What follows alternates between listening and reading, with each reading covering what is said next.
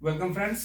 एक बार फिर से हम लोग पॉलिटी की क्लास स्टार्ट कर रहे हैं और संसद का हमने ऑलरेडी उसका जो है क्लासेस इंट्रोडक्टरी पार्ट कवर किया है लास्ट वीडियोस में। कुछ 2-3 वीडियोस के हो चुके हैं, तो फिर से एक बार हम लोग इसके बारे में देखेंगे।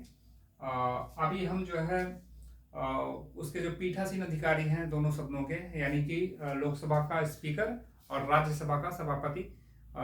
स्पीकर यानी अध्यक्ष उसको बोलते हैं लोकसभा में, और राज्यसभा में उसको सभापति बोलते हैं।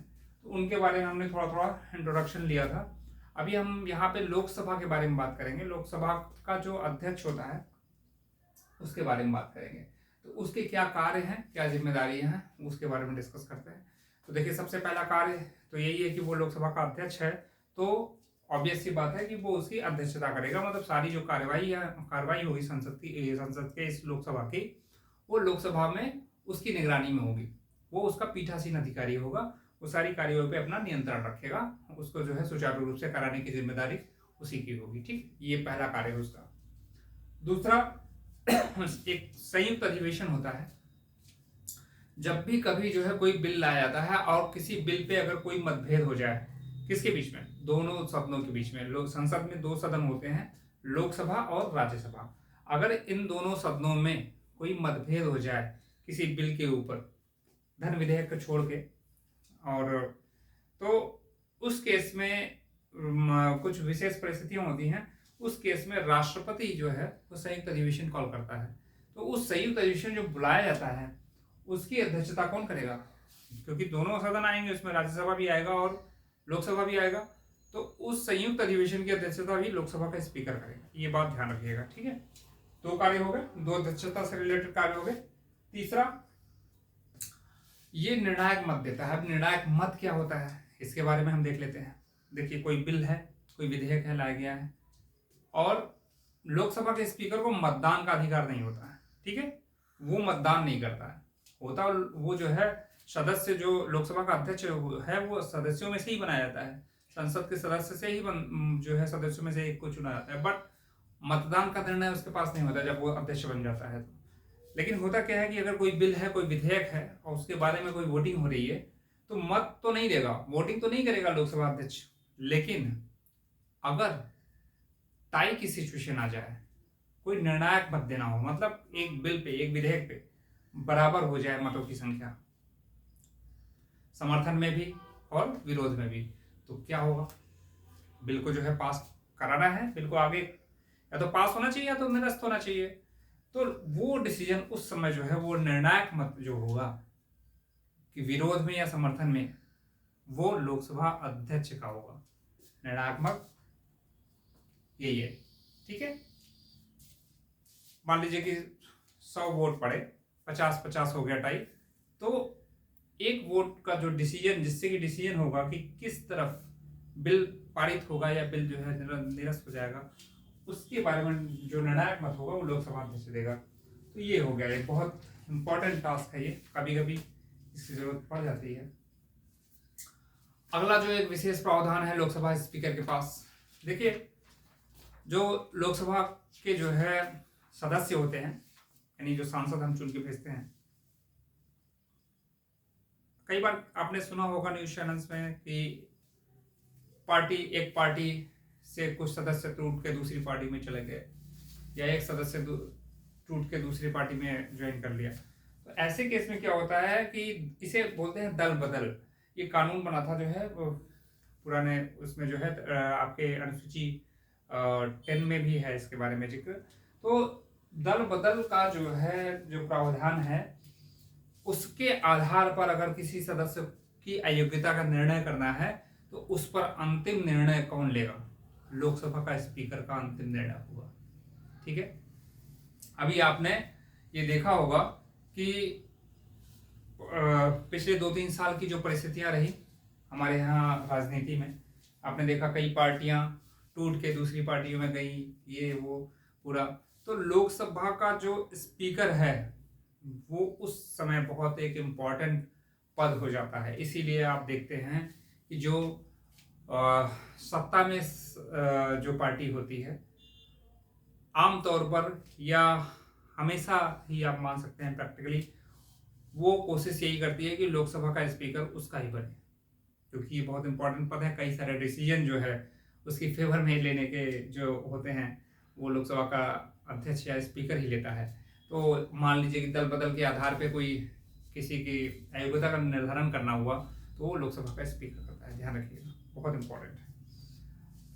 अगला, धन विधेयक। कोई भी विधेयक धन विधेयक है या नहीं, कई बार कंफ्यूजन होता है, ये वित्त विधेयक है या धन विधेयक है। तो कोई भी विधेयक धन विधेयक है नहीं, इसका निर्णय भी लोकसभा का स्पीकर लेता है, ठीक है। तो ये भी बहुत एक इंपॉर्टेंट टास्क है इसका। देखिए, लोकसभा का अगर विघटन हो जाए, ठीक है, लोकसभा का विघटन का मतलब है कि जो सरकार है वो अल्पमत में आ जाए और सरकार जो है गिर जाए, तो उस केस में क्या होगा, लोकसभा का अध्यक्ष जो है वो पद पर बना रहेगा और वो पीठासीन रहेगा, ठीक है, तब तक रहेगा जब तक कि अगला पीठासीन अधिकारी ना आ जाए, क्योंकि कार्रवाई तो संसद की चलेगी। सरकार गिर गई तो क्या हुआ, संसद तो रहेगा ही रहेगा, तो अध्यक्ष जो है वो बना रहेगा संसद अध्यक्ष के पद पे, लोकसभा का अध्यक्ष। सॉरी। देखिए, शपथ की बात करें तो लोकसभा का जो अध्यक्ष होता है उसका शपथ का कोई प्रावधान ऐसा नहीं है, क्योंकि ऑलरेडी वो संसद का एक सदस्य के रूप में शपथ ले चुका होता है, ठीक है। तो वो संसद के सदस्य के रूप में ही जो है लोकसभा का हिस्सा होता है, लेकिन जब वो अध्यक्ष बन जाता है तो शपथ जैसा कोई उसका प्रावधान नहीं होता है, ठीक है। और हटाने की प्रक्रिया क्या है इसकी, हटाने की प्रक्रिया है कि भाई 50 सदस्यों का समर्थन तथा उसका प्रस्ताव वो जो है प्रभावी बहुमत से पारित हो जाए अगर लोकसभा में, तो अध्यक्ष जो है वो अपने पद से हट जाएगा, लोकसभा का अध्यक्ष अपने पद से हटा दिया जाएगा। अभी हाल फिलहाल की घटना है, हमारे जो राज्यसभा के सभापति हैं धनखड़ जी, उनके खिलाफ अविश्वास प्रस्ताव लाया गया था, आपने सुना होगा। तो ऐसे ही कुछ, हालांकि ये सब चीज़ें जो है प्रैक्टिकली आजकल जो चलती हैं वो राजनीति से प्रेरित होती हैं, इसलिए उसमें बहुत सारी चीज़ें नहीं मतलब लोग उसको केवल राजनीति से प्रेरित होकर ही करते हैं। लेकिन अगर नियम के आधार पर देखा जाए तो 50 सदस्यों का समर्थन और उसका प्रस्ताव लाया जाएगा और प्रभावी बहुमत से पारित किया जाएगा। प्रभावी बहुमत मतलब कुल संख्या जो है उसका बहुमत, ठीक है, सदन की कुल संख्या का बहुमत। अच्छा, इसमें एक चीज और मैं आपको बताना चाहूंगा कि 14 दिन पूर्व नोटिस देनी होती है। जैसे राष्ट्रपति का आपने देखा होगा, जब उसको जो है हटाने की प्रक्रिया शुरू होती है उसमें 14 दिन पूर्व जो है नोटिस देनी पड़ती है, तो उसी तरीके से इसमें भी लोकसभा अध्यक्ष को भी जो हटाया जाता है तो उसको 14 दिन पूरे नोटिस दिया जाता है। इम्पीचमेंट जब हम लोग कहते हैं ना राष्ट्रपति का महाभियोग, तो उसमें जो है 14 दिन पूरे नोटिस दिया जाता है, उसी तरीके से लोकसभा अध्यक्ष को भी बताया जाता है 14 दिन पूर्व। तो ये हो गया।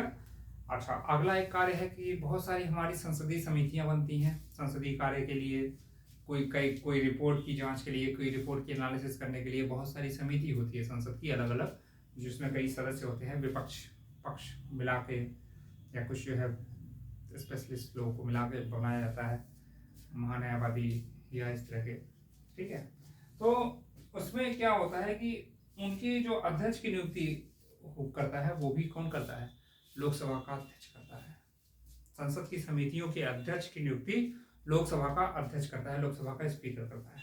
तो देखिए कितना इंपॉर्टेंट पद है ये, कितनी सारी पावर्स है, पावर्स ही है ये, कार्य कह लीजिए, पावर्स कह लीजिए, लेकिन बहुत इंपॉर्टेंट पोस्ट है। इसीलिए आपने देखा होगा सत्ताधारी दल हमेशा हमेशा से ये कोशिश करता है या करता ही है कि लोकसभा का अध्यक्ष उसकी पार्टी का होना चाहिए, मतलब उसका ही सदस्य होना चाहिए कोई। अगला देखें, त्यागपत्र के बारे में लिखा हुआ है। त्यागपत्र में मैंने पिछले वीडियो में भी बताया था, त्यागपत्र जो है अध्यक्ष जो है अपना त्यागपत्र, लोकसभा का अध्यक्ष अपना त्यागपत्र उपाध्यक्ष को देता है और उपाध्यक्ष अपना त्यागपत्र जो है वो लोकसभा को देता है, लोकसभा के अध्यक्ष को देता है, ठीक है। एक चीज मैं आपको और बता दूं यहाँ पे कि अगर जो है किसी अध्यक्ष की ऊपर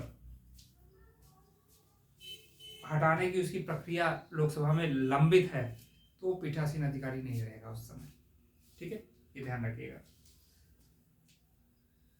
उसके बाद हम देख रहे हैं लोकसभा का स्थगन।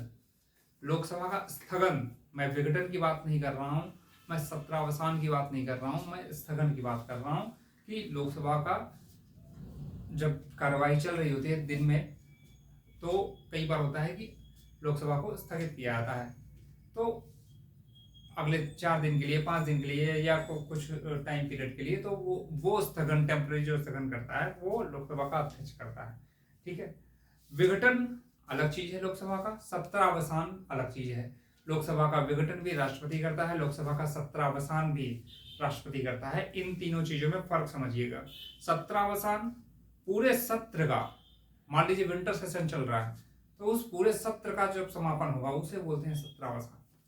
लेकिन स्थगन वो डेली टू डेली बेसिस पे होता है, वो लोकसभा अध्यक्ष उसको करता है अपने जरूरत के हिसाब से, ठीक है, परिस्थितियों के हिसाब से। अच्छा, तो ये हो गई इसकी बात। तो इतनी सारी बातें हैं जो मैंने आपको बताई इन बुलेट पॉइंट्स के थ्रू, तो आप इसको ध्यान में रखिए, इसका स्क्रीनशॉट लीजिए। और अगर आपको ये वीडियो पसंद आया हो, मैंने काफ़ी कोशिश की है आपको समझाने की, फिर भी अगर जो है कोई डाउट हो तो आप कमेंट करके पूछ सकते हैं। और वीडियो अगर पसंद आया हो तो प्लीज़ लाइक कीजिए, चैनल को सब्सक्राइब कीजिए और अपने रिव्यू जरूर दीजिए, अपने कमेंट ज़रूर लिखिए कि आपको कहाँ क्या बदलाव चाहिए, क्या इंप्रूवमेंट चाहिए, कौन से नए कंटेंट चाहिए, किस टॉपिक पे वीडियो चाहिए, ये ज़रूर बताइए हमें। ठीक है, आज के लिए इतना ही। अगली बार एक नए वीडियो के साथ पॉलिटी में ही अभी हम आगे बढ़ेंगे। तब तक के लिए धन्यवाद, थैंक यू।